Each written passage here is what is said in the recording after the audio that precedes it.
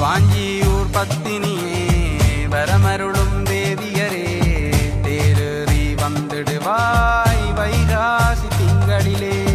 தாகமாயுனை நினைந்தே உன் புகழை பாடுகிறோம் பார்ப்போற்று நீ அருள்வாய் சக்தி மா கண்ணகையே. மூலமுழுதாயிருந்து முன்னின்று காப்பவளே களுவாஞ்சி குடிதனிலே குலதெய்வமானாயே. மக்கள் கூடி மகிழ்வோடு மங்களமே உனை நாட ஓடிவிடும் நோய் பிணிகள் நிறைவாகும் நிம்மதியே. சிவனிடத்தில் வரம் பெற்றோ பூலோகம் நீ வந்தாய் பாண்டியனின் கண்மறைக்க மாங்கனியாய் உதித்தவளே. ஜோதிடனின் கதை கேட்டு தேவ குழந்தையுனை வேளையினுள் வைத்தல்லோ காவேரியில் விட்டனரே.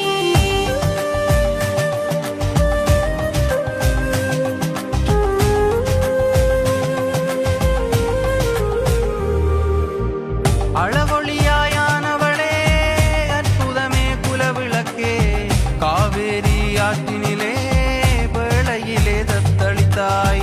பெருவணிகர் மாநகரம் மிதந்து நின்ற பேழைதனில் குழந்தையொன்றைக் கண்டெடுத்தார் தன் மகளாய் ஏற்று நின்றார். பூம்புகாரில் மலர்ந்து நின்ற நீதியின் பேரொளியே மங்கையர் குலம் காக்க வந்த மானத்தின் பேரழகி. மாநகர் மகளான கொடிகாக்கும் குலவிளக்கே ஊர் போற்றி பாடுதம்மா உலகாளும் பத்தினியே. தவமாய் கிடைத்தாயே தனி பெருந்திருமகளே முழுமதியாயானவளே கற்பின் நற்காரிகையே. அழகு நிறையாயிழையாய் கூடிய மாதரெல்லாம் பார்த்தே வியந்து நிற்கும் அற்புத குலக்கொடியாய்.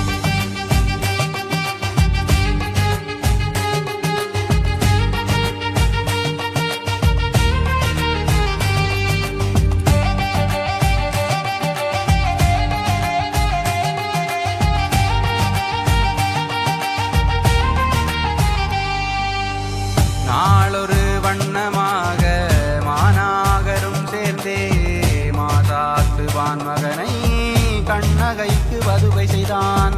நாள் கூடி வருகையிலே பருவமகள் கண்ணகைக்கோர் திருமண நாளினையும் கூடியே கணித்தரவே. பூம்புகார் புகழ்மவும் கண்ணகையின் திருமணத்தை மக்கள் கூடி மகிழ்வோடு மானாக நடத்தி வைத்தார். அழகு நிறை அற்புதமே தேவதையே பூங்குயிலே மாசாத்து வான்மகன் மேல் காதல் கொண்டே கரம் பிடித்தாய். வணிகன் மாசாத்துவான் மாளிகை ஒன்றமைத்து கண்ணகைக்கும் கோவலக்கும் மகிழ்வுடனே பரிசளித்தான். கலை நிறமாய் சிற்பங்களும் அழகு நிறை ஓவியமும் பார்ப்பதற்கே அற்புதமாய் சிறப்போடு கவர்ந்ததம்மா.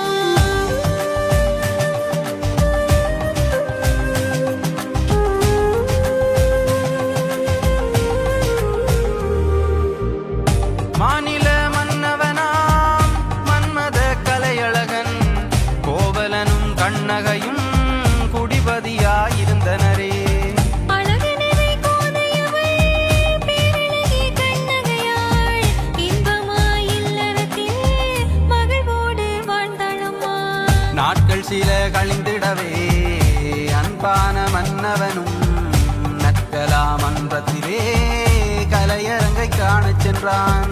அணியணியாய் மக்கள் எல்லாம் கூடியே வந்திடவே கட்டழகன் கோவலனும் கொள்ளை வியப்புற்றானே. சங்கநாதம் முழங்கிடவே வாத்தியங்கள் இசையெழுப்ப அழகொளியாய் மிழிந்தே நடனம் அரங்கேறியதே. நாட்டவர்கள் கண் வியக்க நங்கையவள் நயனத்திலே முழுமையாய் கோவலனும் மூழ்கியே போனானம்மா.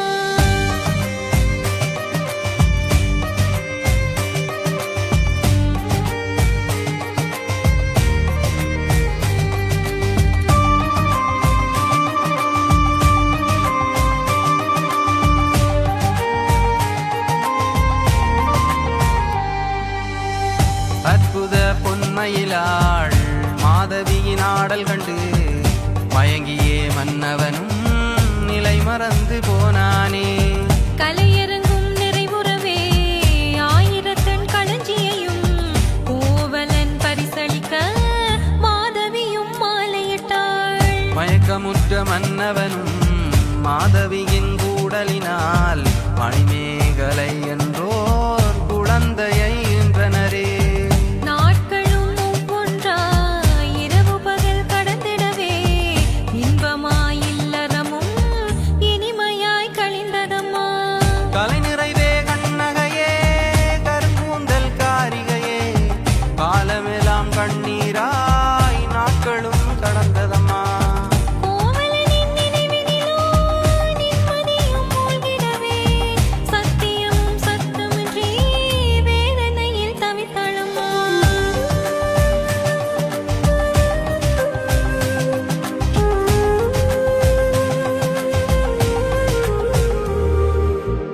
கோவலனும் மோகத்தினால் மாதவியின் உறவினிலே ஆடலும் பாடலுமாய் இன்பத்தில் மூழ்கினரே.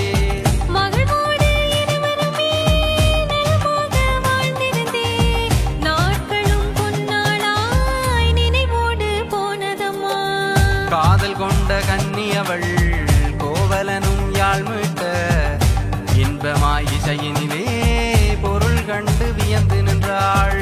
தருணமதில் மாதவியும் எதிர்ப்பாடல் மீட்டிடவே கோவலனும் குறை கண்டு சந்தேகம் கொண்டெழுந்தான். மனம் தளர்ந்த மன்னவனும் மாதவியின் மனதினிலே வேற்றொருவன் உள்ளானன்றே தான் பிரிந்து விரைந்தானே. ஊழ்வினையின் உச்சத்திலே உண்மை நிலை அறிந்திடவே தான் சேர்த்த செல்வங்களும் இழந்ததை உணர்ந்தானே.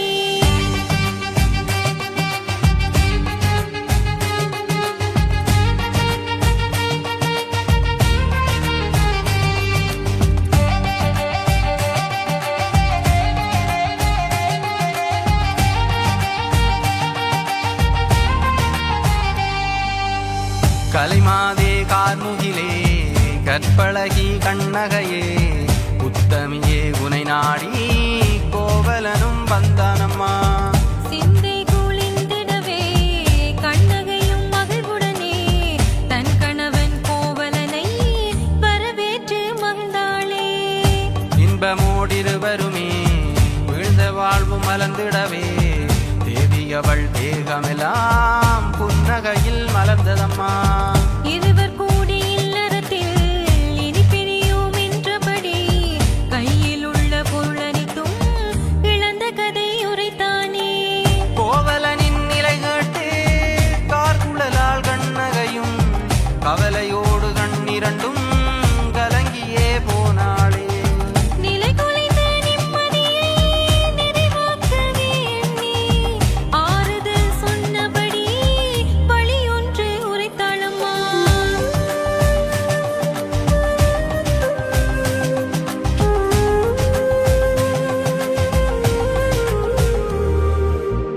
ஏழ்மை நிலை வாட்டிடவே வாணிபத்தை மீட்போம் என்று கோவலனின் கையினிலே சிலம்பொன்றை கொடுத்தாளே. இருவருமாய் மனமுவந்து சிலம்புதனை வெட்கவன்றே மதுரை மாநகர் நோக்கி மனமாற விரைந்தனரே. செல்லுகின்ற பாதைதனில் ஆயர் வாழும் இடந்தனிலே மாதரியின் இல்லத்தில் அன்றிரவை கழித்தனரே.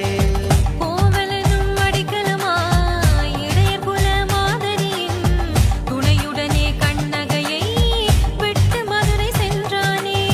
கண்ணகையின் உணர்வெல்லாம் மகிழ்வுடனே மனநிறைவாய் மதுரை நகர் சென்று வர வழி பார்த்து அனுப்பி வைத்தாள். கோதையரும் உவகையுற பொட்டுமிட்டு புன்னகையாய் தன் கணவன் நினைவினிலே வெளிவைத்து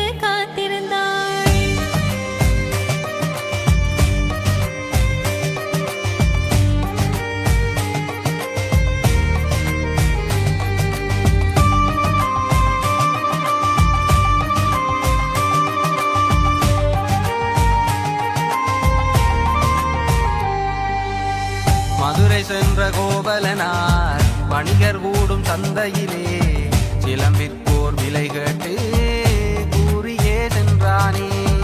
வஞ்சகனே பொற்கொல்லன் கோவலனை கள்வனென்றே பாண்டிய மன்னனிடம் முறையிட்டு கொன்றனரே. சொற்பனத்தில் கண்ணகையும் துக்குறி குணந்திடவே கதறியே பதற்றமுடன் கண்ணீரால் துடித்தாளே. அவல நிலை அறிந்திடவே கொலையுண்ட கதை கேட்டு ஆத்திரம் கொண்டெழுந்தே மதுரை நகர் விரைந்தாளம்மா. வீறு கொண்ட கண்ணகையும் ஒரு கை சிலம்புடனே பாண்டிய மன்னனிடம் அவையினுள் புகுந்தாளே. பாண்டியனே பாதகனே என்னவனை கொன்றொழித்த நீதி கெட்ட மன்னனென்றே வாதாடி துடித்தாளே.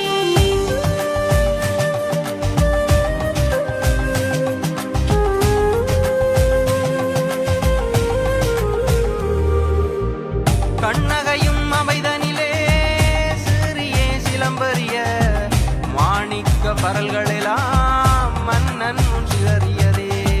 உண்மையை உணர்ந்திடவே பாண்டிய மன்னவனும் தருணமதில் உயிர் துறந்தே உடல் விட்டு பிரிந்தானே. ஆவேசம் தணியாத காரிகையால் கண்ணகையும் கொடும் கோபம் கொண்டெழுந்தே மதுரை நகரெரித்தாளே.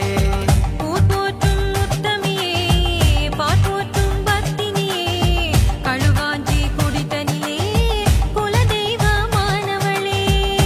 ஆட்சியர் குறவையிட